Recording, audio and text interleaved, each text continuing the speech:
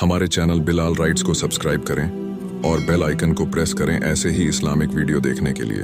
تو آزادی کے بعد سے اس ملک میں ہم مسلمانوں نے بہت سے کالے تاریخیں دیکھی ہیں، اس میں سے ایک ہے بابری مسجد بھی۔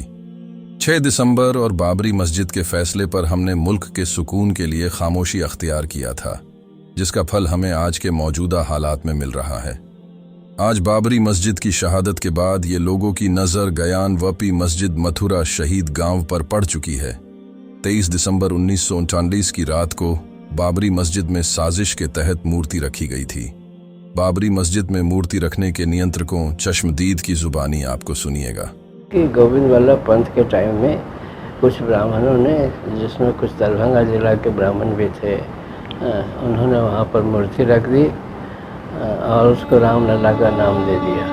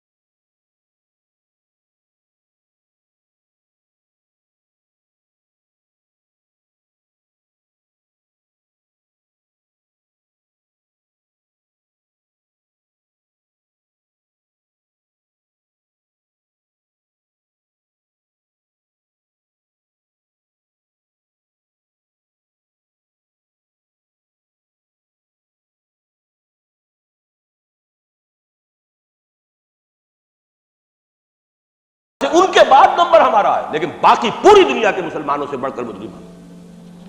اور ہم اصل میں نہ صرف یہ کہ خود اپنے حصے کے مجرم ہیں، بھارت کے مسلمانوں کا بھی سارا وبال ہماری گردن پر ہے۔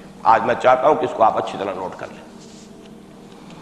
بھارت کے مسلمانوں نے، جسے آپ فرض کفایہ کہتے ہیں، نماز جنازہ فرض کفایہ، چند لوگوں نے بھی کسی مسلمان کی نماز پڑھ لی تو سب کی طرف سے ادا ہوگی، کسی نے بھی نہیں پڑھی تو سب مجرم ہو جائیں گے، بستی کے سب لوگ مجرم ہوں۔ بھارت کے مسلمانوں نے فرض کفایہ ادا کیا جب پاکستان بنوا دیا آپ کو، اور اس کی قیمت آج بھی وہ دے رہے ہیں۔ کھلے نعرے لگ رہے ہیں، مسلمان کے 2 استھان، پاکستان یا قبرستان، تیسرا کوئی جگہ نہیں۔ ڈنکے کی چوٹ کہا بابری مسجد کے بعد LK اڈوانی نے، ہم ساری مسجدیں گرا دیں گے ہندوستان کی، کوئی مسجد باقی نہیں چھوڑے۔ ڈنکے کی چوٹ، اعلانیہ، یہ سب کچھ ہو رہا، اور یہ نعرے تو نامعلوم کب سے لگے، اور نامعلوم کب سے میں یہاں ان مسجدوں کے اندر بھی اور اپنی تقریروں میں غور کرتا رہا کہ کیا وہاں ہو رہا ہے، لیکن ہمارے تو کان پر جوں نہیں ریگتی۔ ہمارے تو وہی دھندے ہیں، وہی کاروبار ہے، اپنا بزنس ہے، اس کے سارے مسئلے ہیں، اس کی اپنی بلڈنگیں ہیں، اپنی موٹریں ہیں، اپنے ٹیلی ویژن ہے، اپنے کئی کورسز کے ڈنرز ہیں۔ اللہ خیر صلی اللہ، ہمیں بحث کیا اسلام سے؟ تو بتائیے ہم سے بڑا مجرم کون ہوگا؟ آج جو کچھ ہندوستانی مسلمان پر بیت رہی ہے اس کا جرم ہمارے کندھے پر۔ یہ میں جذباتی انداز میں نہیں کہہ رہا، میں تو 2 اور 2 4 کی طرح ثابت کر سکتا ہوں۔ انہوں نے فرض کفایہ ادا کر دیا، اور اس وقت یاد کیجئے مولانا ابوالکلام آزاد، مولانا مدنی، جمعیت علماء ہند کے علماء اپنے تقدس اور اپنے تدین اور اپنے تقوی کے اعتبار سے انکوسچنیبل، کوئی شک و شبہ نہیں ہو سکتا ان کی نیت پر اور ان کے تقوی پر اور کردار پر، انہوں نے کیا کہا تھا؟ یہی کہا تھا کہ یہ پاکستان بنا کر تم مسلمانان ہند کو 3 حصوں میں تقسیم کر دو گے۔ 3 میں کہا تھا، 2 میں نہیں، 3 میں۔ حالانکہ بظاہر تو ایک پاکستان بن رہا تھا نا، لیکن یہ مولانا ابوالکلام آزاد کے الفاظ تھے کہ 25 برس سے زیادہ یہ 2 خطے یکجا نہیں رہ سکتے، اور 25 برس کیا 24.25 برس میں ٹوٹ گیا پاکستان، 25 برس پورے نہیں ہوئے، اور ان کے الفاظ تھے یہ کہ 25 برس سے زائد جمع نہیں رہ سکتے، 24.25 برس میں ختم ہو گیا۔ 16 دسمبر 1970 کو پاکستان ختم ہو گیا کہ نہیں؟ 71 کو۔ بہرحال نوٹ کرنے کی بات ہے، انہوں نے، ہم نے کیا کہا تھا؟ میں بھی مسلم لیگی تھا، میں نے بھی نعرے لگائے، چاہے غیر شعوری دور تھا، ہائی اسکول اسٹوڈنٹ تھا، پاکستان کا مطلب کیا، لا الہ الا اللہ، فلک شگاف نعرے لگائے ہیں، اور نوائے وقت کا پرچہ انتظار کرتے تھے اسٹیشن پر کھڑے ہو کر، حصار ریلوے اسٹیشن کے اوپر، کہ اب گاڑی آئی اور اب نوائے وقت لیا اور پھیل گئے پورے شہر میں اس کو پہنچانے کے لیے۔ ہم کیا کہا کرتے تھے؟ جی نہیں، 2 طرف سے پاکستان جو ہے مضبوط پاکستان ہوگا، ہندوستان میں کسی ہندو کو جرت ہوگی مسلمان کے لیے کوئی میلی نگاہ سے دیکھنا بھی؟ وہ سارے خواب کہاں گئے؟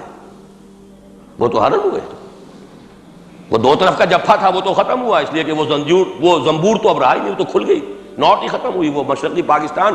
اور حال یہ ہے کہ آپ کی وزیر اعظم بنگلہ دیش نے یہ بھی پسند نہیں کیا کہ بابری مسجد پر جو بیان تھا وہ نواز شریف صاحب کے ساتھ مشترک بیان دے دیں۔ یہ اشتراک بھی دنیا کے سامنے نہ آ جائے کہ مشرقی پاکستان سابقہ اور اس وقت بنگلہ دیش کی وزیر اعظم اور مغربی پاکستان جو اب وٹ ریمینز آف پاکستان کے تحت صرف پاکستان ہے، اس کے وزرائے اعظم نے مشترکہ بیان دے دیا، یہ بھی نہیں آنا چاہیے۔ یہ حال ہے ہمارا۔ حالانکہ بات اپنی جگہ پر کوئی ایسی نہیں تھی، کوئی سیاسی نہیں، ایک مذہبی معاملے کے اوپر اظہار رائے کرنا تھا، انہوں نے کہا نہیں، آپ کے ساتھ مشترک بیان نہیں دوں گی، نہیں دیا اس نے۔ تو وہ جو تھا 2 طرف سے جب تھا وہ تو سن 71 میں کھل گیا۔ جو ہمارا حال ہے وہ تو ہونا ہی تھا۔ یہ ملک بنا اسلام کے نام پر، اس کا استحکام ہو سکتا تھا تو صرف اسلام کی بنیاد پر ہو سکتا تھا، اسلام سے غداری کی، لہذا یہاں تو اب قومیتیں ہیں، یہاں تو اب ایتھنک اور ریجنل اور نہ معلوم کس قسم کی اور لنگوسٹک جو ہے نیشنلٹیز ہیں، نیشنلزمز ہیں، وہ جو ایک امت ایک وقت میں بن گئی تھی، ایک قوم، مسلم قوم ہندو کے مقابلے کے لیے تو ختم ہوئی۔ اور حال کیا ہو گیا ہے؟ اس سے پہلے بھی کبھی کبھی ہندو مسلم فسادات ہوتے تھے، کیا سندھ سے مسلمان نہیں پہنچ جاتا تھا وہاں ریلیف کے لیے؟ کیا پنجاب سے اور سرحد سے مسلمان نہیں جاتے تھے؟ بہار نہیں گئے تھے؟ کیا کانپور کی مسجد شہید ہوئی تھی 1915 میں تو پوری ہندوستان سے مسلمان نہیں پہنچ گئے؟ آپ کیا کر رہے ہیں؟ مندر گرا دیے، یہاں بڑی بہادری کا کام کیا، مندر گرا دیے، شرم سے ڈوب مرنے کا مقام ہے۔ یہاں بھی گویا کہ ہم اپنے عمل سے اسلام کی مخالفت کر رہے ہیں، اسلام تو اجازت نہیں دیتا۔ آپ کسی اور کے جرم کی سزا کسی اور شخص کو نہیں دے سکتے۔ ہمارے پاس تو یہ سیکریٹ ٹرسٹ ہیں، یہ لوگ ذمہ وہ اپنے آپ کو منواتے نہیں، لیکن ہمارے تصور سے، اسلام کے تصور سے ذمہ ہے۔ ان کی جان، مال، عزت، آبرو، ان کی عبادت گاہوں کی حفاظت کا ذمہ ہے ہمارا۔ ایک بڑی بہادری کی ہے، ذرا سوچئے تو صحیح کیا دنیا نے سوچا ہوگا، اور نتیجہ کیا نکلا؟ اگر کسی درجے میں بھی بابری مسجد کی شہادت پر کوئی دنیا میں کوئی رائے عامہ ہو سکتی تھی کوئی ہندوستان کے خلاف، ختم ہو گئی۔ جو انہوں نے کیا 10 گنا تم نے کر لیا۔ انہوں نے ایک مسجد گرائی ہے، تم نے اتنے 100 کہتے ہیں، پتہ نہیں مجھے تو معلوم نہیں 100 گرائے کتنے گرائے ہیں، بہرحال جتنے مندر تھے تم نے گرا دیے۔ فرق کیا ہے؟ ایک کردار ہے تمہارا، ایک ہی تمہارا اخلاق ہے، ایک ہی تمہارا معیار ہے، کوئی فرق ہی نہیں۔ بلکہ وہاں تو کم سے کم یہ تو رہا ہے، دنیا کی آنکھوں میں دھول ڈالنے کے لیے کم سے کم یہ کہ فارن منسٹری جو ہے اس نے ریزائن کیا، ہم نے مان لیا کہ ہم نہیں کر سکے، ہم مجبور ہیں، حالانکہ سب ان کی اجازت سے ہوا ہے، بلکہ ان کی ملی بھگت سے ہوا ہے۔ لیکن یہ کہ کلیان سنگھ نے فوراً استعفیٰ دے دیا، منسٹری ختم۔ پھر وہ بھارت کی مرکزی حکومت نے اور بھی پارٹیز کو بھی بین کر دیا، اور اس کے بعد یہ ہے کہ انہوں نے حکومتیں بھی 3 اور صوبوں کی توڑ دی۔ وہ تو سرخرو ہو گئے پوری دنیا کی جو رائے عامہ ہے، ہم اس کے سوا کیا کر سکتے ہیں؟ ہمارا ایک دستور ہے، دستور میں جو بھی صوبائی حکومت ہوتی ہے اس کی اجازت کے بغیر ہم فوج بھیج نہیں سکتے۔ وہاں پہ صوبائی حکومت تھی، اس نے ہمیں یقین دہانی کرائی تھی، سپریم کورٹ کو بھی یقین دہانی کرا دی تھی کہ مسجد کو کچھ نہیں ہوگا، تو ہم تو اس کے اوپر ڈیپینڈ کر رہے تھے۔ ہے سب جھوٹ، سب کو پتا تھا جو کچھ ہوگا، اندر خانے ملی بھگت تھی، لیکن یہ ہے کہ کم سے کم انہوں نے فیس سیونگ کے لیے ان کے پاس مواد موجود ہے، آپ کے پاس تو وہ بھی نہیں۔ آپ کے تو اخبارات نے لکھا ہے کہ کارپوریشنز کے ٹریکٹرز جو ہے گئے ہیں گرانے کے لیے، اور وزراء جو ہے، ایک وزیر کا نادر پرویز کا تو نام آیا ہے، اخبار میں خبر تھی، ہم نے بھی پڑھی تھی، فوٹو بھی دیکھا تھا کہ وہ خود ہاتھ میں پھاوڑا لے کر جو ہے وہ منظر گرانے کے لیے چلے۔ یہ جو صورتحال ہے جان لیجئے، اس وقت میں آپ کو بتانا چاہتا ہوں ہندوستان کے مسلمان پر تو جو قیامت بیت رہی ہے۔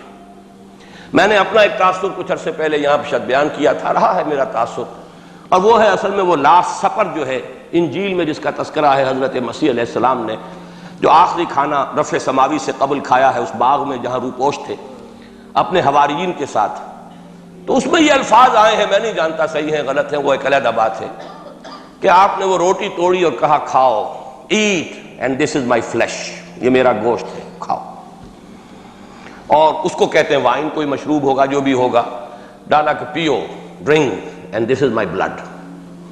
میرا احساس ہمیشہ یہ رہا ہے، اس کے بعد کچھ ماند پڑ گیا جب یہاں مسلمان نے یہاں مارا ہے اور کچلا ہے اور زندہ آگ میں جلایا، پھر بات ختم ہو گئی، میرے دل کے اوپر سے وہ احساس ختم ہو گیا۔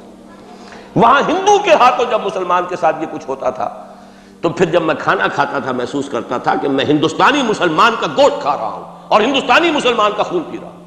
یہ ہمیں عیش جو یہاں حاصل ہے، جو آرام حاصل ہے، جو ہمیں یہاں پر سہولتیں حاصل ہیں، جو معاشی اس کی کاسٹ پر ہے، اس نے آپ کو یہ ملک لے کر دیا اور آج تک اس کی قیمت ادا کر رہا ہے۔